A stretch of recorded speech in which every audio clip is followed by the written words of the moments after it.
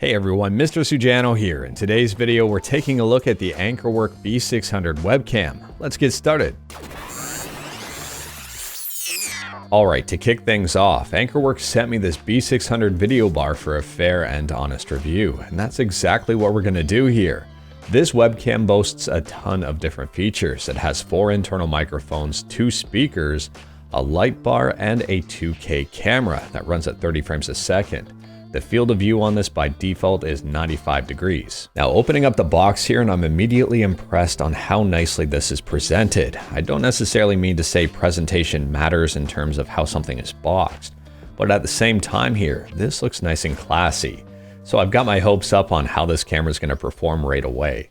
These are some instruction manuals that I'm taking a look at first. They do recommend to download the AnkerWork software, and we'll go over that in just a second. Taking a look at the power adapter here, and I'm noticing that it's a USB-C, which gets a big thumbs up right away. I'm also seeing that it has a bunch of different attachments for different outlets. Unfortunately though, the power cable isn't necessarily the longest. It's good that it's USB-C though, because then you can just switch it up with a different power adapter. And just for reference, the power adapter here included outputs at 5 volts, 2 amps, 10 watts. There's also an included USB-C to USB-C cable that's very short, and this will plug in from the camera directly to the computer. You'll probably need a different cable if you're plugging this into a desktop PC. Now taking a look at the B600 here, my first impression is that it is bulky and heavy. It's a big camera. The monitor mount here does have threads on the bottom if you wanted to put this on a tripod. You can also take the monitor mount off if you want and then just mount the webcam directly to the tripod. The threads are the exact same. Taking a look at the back of the B600, and we've got 3 USB ports, 2 USB Type-Cs and 1 USB Type-A. The USB Type-C ports here, one is for power and the other one is to plug into your computer. The USB Type-A port, from my understanding, is for other Anker products to connect to. On the right-hand side of the B600, we have a touch sensor here to turn the light bar on and off, and there's a better look at the fabric covering on the speakers. On the left-hand side here, we have another touch sensor for a mute button. The body of this camera is made of plastic, but it doesn't feel cheap, and opening up the light bar here, which doubles as a privacy shutter, will give you a better look at the camera. We can see right there on the camera it says 2K HD image, 95 degrees adjustable field of view. To the right of the camera is the touch sensor for the brightness of that light bar. The light bar is also slightly adjustable. You can angle it just a little bit if you need to. For a quick size comparison, here is the B600 beside the C300, and you can see that the B600 is a beast. It's longer, it's wider, it's taller. Here's a quick size comparison of the B600 beside the Logitech StreamCam, which is the main camera I usually use on this channel. And here's a quick demonstration of how the light bar works on the top of the camera. The touch sensors here work very well, they're very responsive. And the light doesn't get bright enough that it hurts your eyes when you're looking into the camera. Truth be told here, I'm actually really impressed with these touch sensors. Alright, so I've just completely switched over to the B600. The audio, the video, absolutely everything is coming through this webcam. Now if you take a look behind me here, the lights are completely off. The only light in this room is coming through the window. Webcams generally like a lot of light, and the B600 is no exception to that. Fortunately, with the backlight here, you can see it immediately brightens up the room. The backlight isn't hard to look at, but at the same time here, it's not necessarily the brightest. So this camera still likes a lot of light, and I would recommend turning on a few extra lights here. And just for reference, I'm going to turn down the light bar above the camera, and I'm going to turn it back up. So you can see a bit of a difference here with it on and off. It does help. But at the same time, this is what it looks like once I turn the lights on. So now I've gone ahead and turned the ceiling lights on, and you should immediately notice a bit more clarity in the picture. And I'll turn the light bar on above the camera, and you can see an immediate difference there as well. The difference isn't as apparent, but it's still there, and the light bar is actually very helpful. And if I turn it down a little bit, turn it up, you can see a little bit of a difference. I'm going to go on ahead now and turn on a few more lights that I normally use for my YouTube filming. So at this point, what you're seeing are the lights turned on above me. I have a light on the left side shining at me. I have a light on the right side shining at me. And I have an additional light behind the camera that's also shining at me. Webcams do require quite a bit of light here, and the more light, the better the picture. These are just default settings. I haven't configured anything just yet. And what I'm seeing here is that I'm very sharp.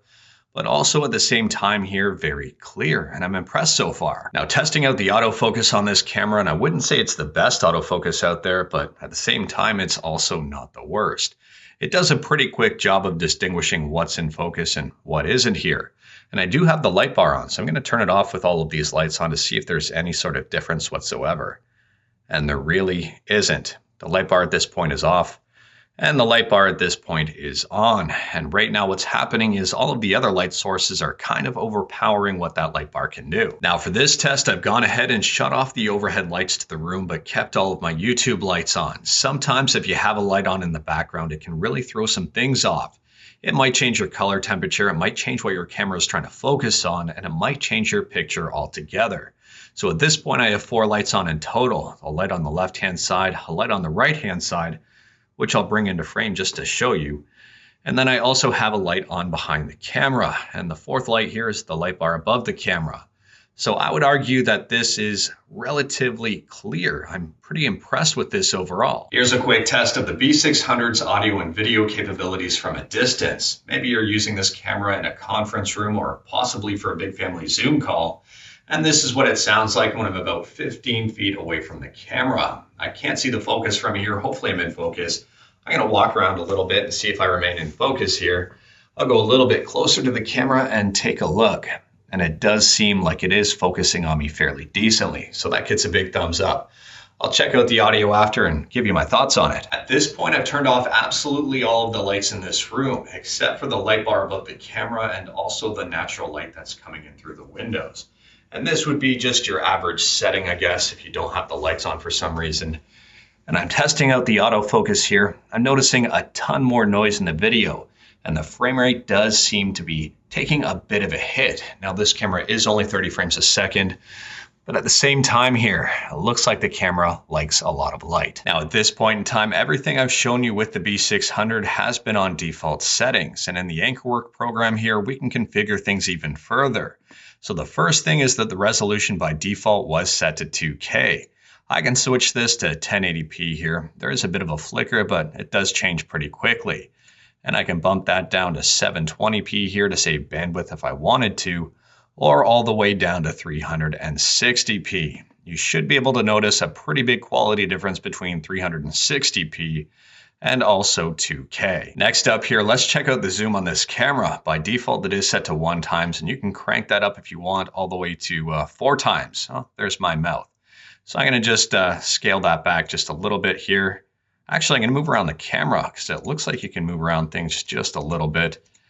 I'm noticing that when you're zoomed in, you're losing quite a bit of quality here. Now the lights are off, so what I'm gonna do is just turn all of the lights on and see how this works. All right, so I've turned on the lights here. You should see quite a bit of a better picture. And just to show you how much light actually matters. Right now I do have the light bar turned on above the camera. I can turn it off here and you'll see a bit of a difference. Not a whole lot, but a bit of a difference. But now I'm gonna turn on the light that sits behind the camera that I normally use for my YouTube recording. And you should see a pretty massive difference. And that's how much these cameras really depend on light sources. So I'll zoom in here again from 1 to 4 times here, and I'll try to duck down just a little bit. You still are losing quite a bit of quality, but at the same time here, having a digital zoom of 4 times isn't too bad at all. I don't really know a situation where you'd actually need to use it. Another incredibly helpful setting that some people might overlook is the angle in frame. So if I click on that, I can change the viewing angle of this camera. If it's picking up too much of your room and you don't like that, you can just change that and chop off the edges. It does zoom in a little bit, but at the same time here, you're not really losing a whole bunch of quality. In the next settings option here, we can change things like brightness and really wash myself out. It looks like the frame rate takes a bit of a hit as it's adjusting here, but at the same time, it does go back to normal. I can change the sharpness as well, the saturation, and also the contrast ratio. And if you goof anything up, you just hit the reset button and you should be good to go. On the other hand, if you wanted to flip things for some reason, it's just the click of a button. And the last menu option here is the light bar. Now you're not really going to see a difference at all if I turn this on and off through the app. If I change anything through the app, you're really not going to see anything because I have so many lights on. So what I'm going to do now is turn off my YouTube lights, turn off the room lights, and let's see this light bar in action. So with everything turned off, we've got the light bar currently at its brightest setting, and I can turn it down to its darkest setting, and you should see an immediate difference. I'm seeing a very big difference. So if you don't have a lot of light sources, this light bar actually might come in handy. And another feature I really appreciate here is the ability to change the color temperature. If you have it a little cooler here, you'll get a little bit more of a blue hue. And if you turn it to warmer here, you get more reds and yellows. In my opinion, the warmer color here kind of reminds me a bit of a sunset. Personally, I like this setting here where it's just not overly warm, but not overly cool. Or you can go on the cooler side and just try to play in the middle. Either one of these I think is absolutely fine. I think if it's too warm here, it looks a little bit off. And if it's too cool, it's still, well, I guess it would depend on your room. Play around with this and see what works for you. And if you don't know what to set it at, there is an option here for automatic light adjustment, and it will automatically adjust that light bar for you. When I turned this on, it didn't really change anything, so I'm assuming it's happy where it is. Now, the last thing we're going to go over with the video on this camera is the fact that you've been looking at it through a full screen.